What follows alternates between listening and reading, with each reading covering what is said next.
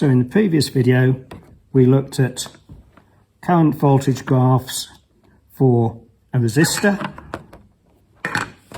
and a light bulb. The resistor is a straight line through the origin, negative side here, through positive. The light bulb, we saw that when it started to glow, the current didn't change much, so it will curve a bit like that, as opposed to being a complete straight line like the resistor was. Now a diode is the other thing that is on the required practical. I'm using just a normal diode, but we have mounted it with a protective resistor.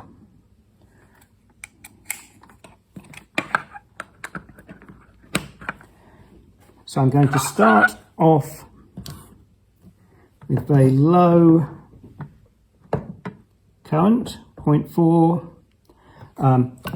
We actually need this down on 6 volts instead of the 12 we were using for the other ones, otherwise it's going to take too much current when we increase the current.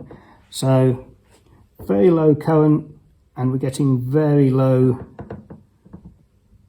voltage. Sorry, very low voltage, we're getting low current.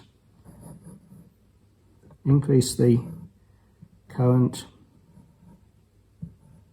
we're getting current and voltage increase.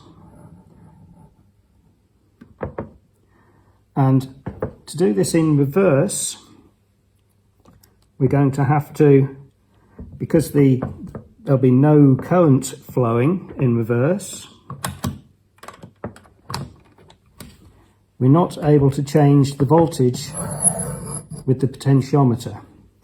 We would have to change the voltage using the steps on the power supply, so we can go in 1 volt increments.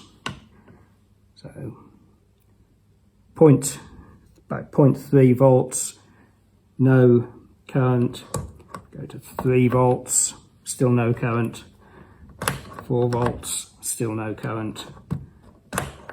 6 volts on the power supply, almost 6 volts on there, still no current. Now the curve for the diode, if I can rub that out, we get no current at reverse voltages, so voltage, negative voltages, no current, so this side will be a flat line.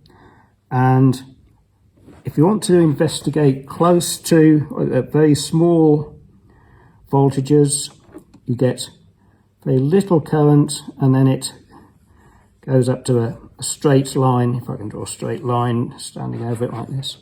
So it does look like that. This is a point that's very small. I'm not sure at GCSE they expect you to do a detailed analysis of what's happening there, or even be able to measure that. They mainly want the students to know that it only conducts in one direction.